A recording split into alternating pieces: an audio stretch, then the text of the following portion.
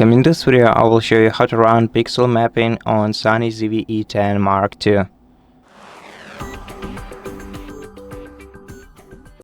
So, if some pixels stopped working on your camera, you can easily remap pixels by turning it off, on, then go into menu, then scrolling left to the sidebar,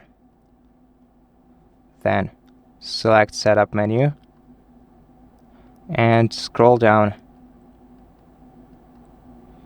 to setup option, then go to pixel mapping. Make sure to attach the lens cap for light shielding of your camera. So let's remove the lens first carefully, like this, and let's attach the cap.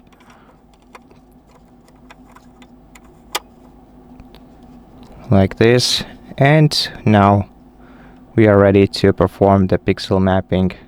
So let's scroll back to setup option, pixel mapping, okay, and now wait until the pixel mapping is completed.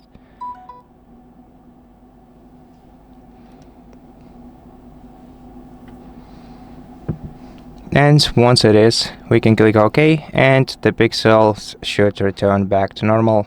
And that's it. Thank you for watching this video. If it helped you, please consider subscribing to our channel, leave us a like in the comment below, and I'll see you in the next one.